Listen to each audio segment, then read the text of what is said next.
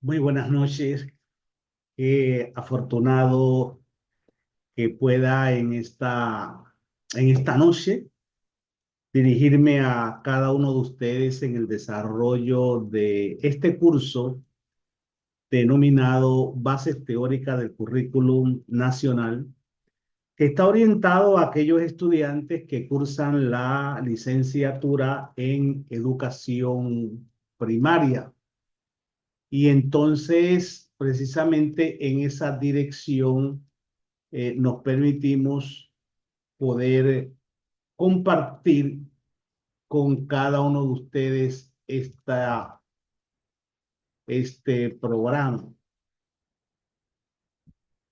Y lo hacemos con un fondito allí, un poquito simpático que nos ayuden a darle un ambiente diferente a lo que nosotros queremos compartir con ustedes en la mañana o en la tarde, la noche ya, en la noche de hoy, que nos llena de regocijo.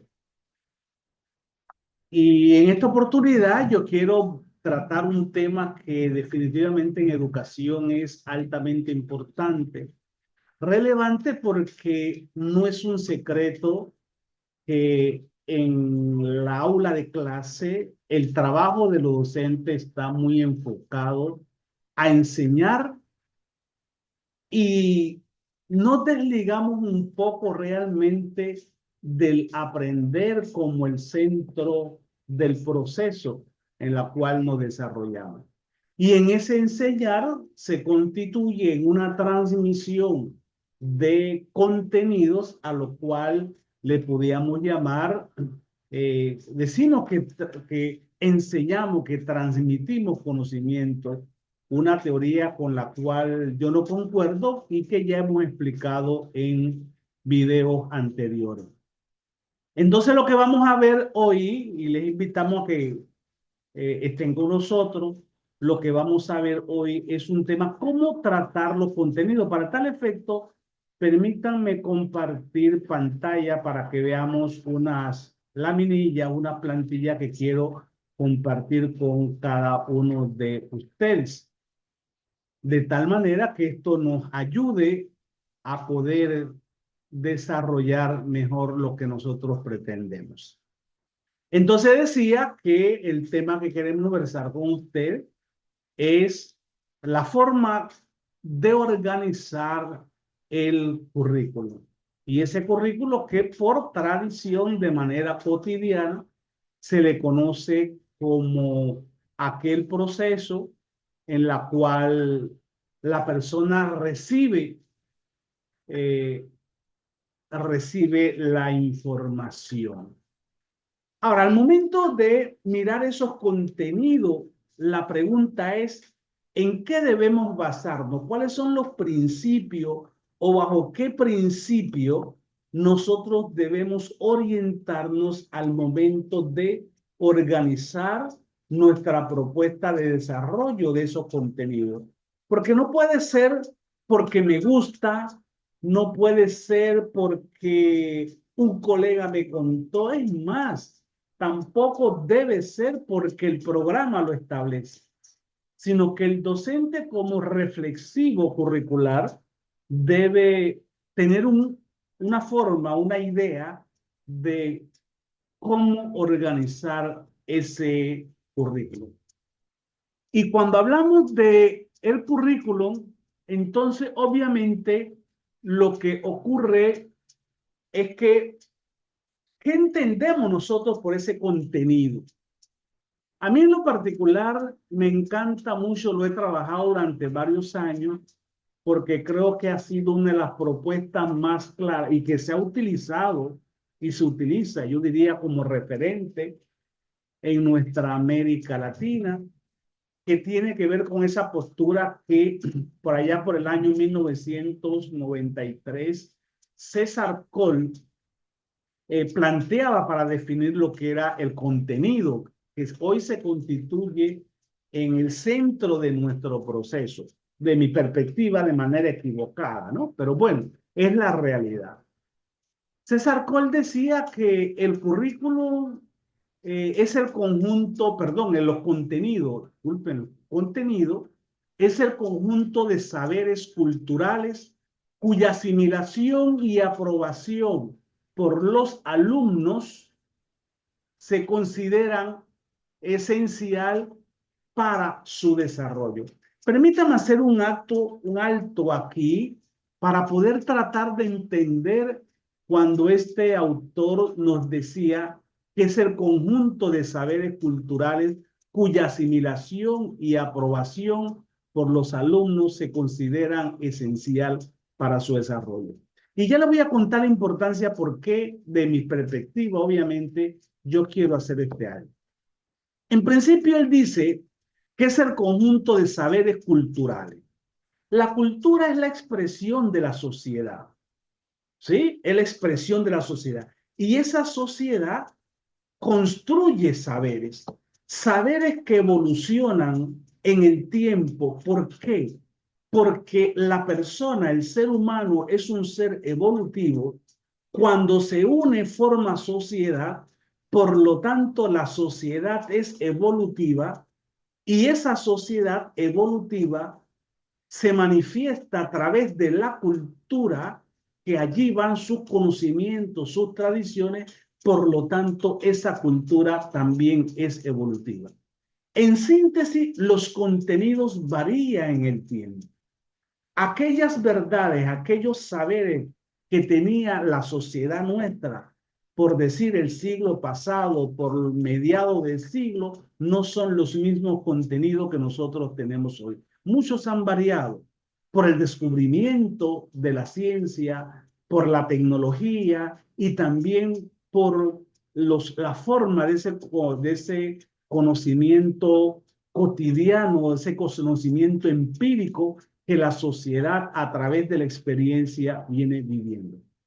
Dicho eso, entonces veremos cómo el docente podemos decidir cuál contenido es mejor, cuál desarrollo, inclusive en qué orden puedo desarrollado, pensado en qué, porque recuerden que César Cole dice que si son saberes culturales y esto evoluciona, dice que son aprobados por los alumnos considerando, aquí viene lo importante, que se considera esencial para su desarrollo. ¿Qué le quiero plantear? Que el desarrollo del estudiante, del aprendiz, es el objetivo de los contenidos. Si esos contenidos no propician el desarrollo, y le agrego, el desarrollo armónico de los estudiantes, el contenido pierde su esencia, pierde la importancia para la cual está. Ese es como un medicamento. Si yo consumo un medicamento, una dosis de un medicamento, recetado o no, por un facultativo, llámese por un médico, y ese medicamento no tiene ningún efecto sobre mí, entonces yo digo, ese medicamento no funciona, ¿sí? Pero si tiene un efecto sobre mí, entonces yo digo, ese medicamento es bueno. El contenido es así, es como el medicamento, que debe tener un efecto en la persona y que ese efecto sea esencial para su desarrollo en el ámbito biopsicosocial. Ahora, pensando en ese objetivo, en esa finalidad que tienen los contenidos, podríamos ver entonces cómo yo puedo pensar. Centrado en qué, a ver, ¿sobre qué perspectiva me centro? ¿En quién voy a pensar al momento de decir, este contenido, este sí, este no, voy a poner este de primero, luego este sí, en qué orden? A ver, ¿cómo lo voy a hacer? Y debo tener un criterio porque esto no es sonar dedo. En este caso, los contenidos, puedo seleccionarlos centrado en el mismo contenido. Donde yo digo, ok, voy a seleccionar los contenidos por la importancia que cada uno tiene, que tiene ese contenido. Entonces el contenido se constituye en el centro del proceso. Los estudiantes están condicionados a aprenderse el contenido, o mejor dicho, a asimilar ese contenido, y en la medida de que los estudiantes lo asimilen como el docente se lo ha desarrollado, entonces nosotros podemos decir el contenido ha tenido o ha logrado su objetivo, porque la meta era el contenido, sí. Esto tiene que ver con un paradigma un poco intelectualista del dominio del saber. Pero recuerde, yo puedo tener mucha información en la cabeza, pero si esa información no me ayuda a ser diferente, a vivir, a pensar y a sentir diferente, entonces esa información pierde su validez, porque el objetivo del proceso no es la información, sino es la persona como objeto y como sujeto de este proceso. Entonces podemos seleccionar los contenidos pensando o centrado en el mismo contenido. ¿Sí? Una situación que hoy es muy vigente, está muy en boga. Otra forma puede ser centrado en el estudiante. Desde esta perspectiva, ahora yo digo, bueno, yo voy a seleccionar los contenidos pensando en cuál de ellos aporta elementos para el desarrollo de los estudiantes. ¿Sí? Es como decir, ¿qué medicamento de tantos que hay tomo? ¿Sí? Porque algunos serán buenos, otros no causarán efecto, otros sí. Entonces aquí el docente plantea, bueno, de estos contenidos que están en los textos, que están en el programa, ¿cuál yo selecciono pensando en el estudiante? Pensando en su desarrollo, pensando en las capacidades que él pueda desarrollar para poder resolver cosas de su vida cotidiana y de su vida futura. En esta forma de entender el contenido, ocurre lo siguiente. Ahora el contenido queda supeditado, queda condicionado a las necesidades, a las expectativas, a los intereses de los estudiantes. En el anterior, el estudiante estaba supeditado, estaba condicionado hacia el contenido. Y aquí se da una variante interesante, porque siempre decimos que el estudiante es el objeto y sujeto de la educación. Es más, que la finalidad de la educación es el desarrollo de la persona. Si eso es así, entonces, desde mi perspectiva y de otras personas y autores que coinciden conmigo, yo coincido con ellos, los contenidos deben, al momento de seleccionarse, debemos estar pensando en cuáles de ellos genera esa condición de desarrollo psico-biosocial, obviamente también intelectual de cada uno de los estudiantes. Pero hay otra forma de que podemos mirarlo. Por ejemplo, centrado en la planificación. Desde esta visual, la orientación fundamental, la base del docente, donde ponen los mejores esfuerzos el docente, es en su planificación. Es rígido. Recuérdense que la planificación es un proceso previo al desarrollo. Yo planifico hoy para desarrollarlo mañana. La planificación tiene una condición que es refrescante, que es no está condicionada por el calor humano, porque yo estoy en una comodidad, en mi casa, en mi oficina, desarrollando un proceso de planificación. Entonces, cuando lo centramos en eso, la planificación se constituye en lo fundamental. El estudiante lo orientamos a cumplir de manera asertiva lo que ya hemos planificado. Pero recuérdese que el ser humano es un ser evolutivo. Nosotros llegamos en la mañana en los centros educativos, salimos de la casa con un estado de ánimo, en el transporte, la vía hacia el centro educativo puede variar, llegamos al centro educativo, puede variar aún más, podemos volver a otro estado, porque el ser humano es emoción, el ser humano es pensamiento y sentimiento. Si yo tengo una planificación y esa planificación es exageradamente rígida, pueda que se desvincule de la necesidad real del estudiante, que no aborde el estado, la inquietud. Sepa Dios en el trayecto de la casa a la escuela cuál ha sido la experiencia del estudiante que necesita compartirlo. Pero como yo no la viví como docente, entonces no está contemplada en mi organización.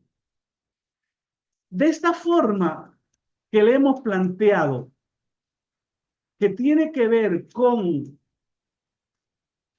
la manera como yo voy a seleccionar los contenidos que le contábamos, centrado en el contenido per se, en la enseñanza del tema, de lo que me dice el programa, de lo que me dice el libro, donde el estudiante se subordina a eso planteado en el contenido.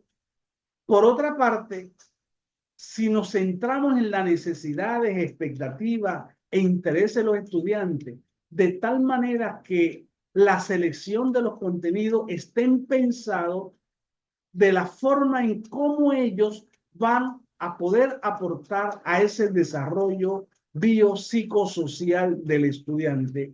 Y en la tercera mirada es la forma centrada en la planificación, donde la planificación se constituye en el centro, en lo más importante, en el hilo conductor del desarrollo del proceso educativo.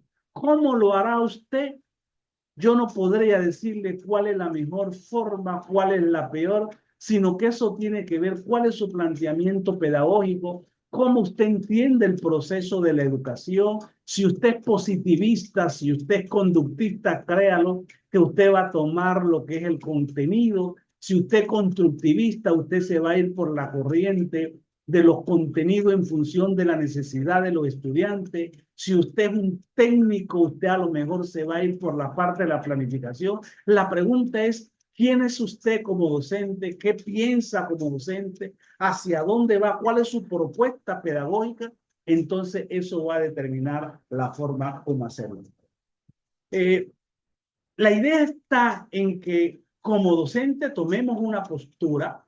Si usted cree que debe hacer una ecléptica en la cual pueda hacer una combinación de las tres formas, pero en última instancia tiene que estar orientada y centrada en una forma de hacerlo.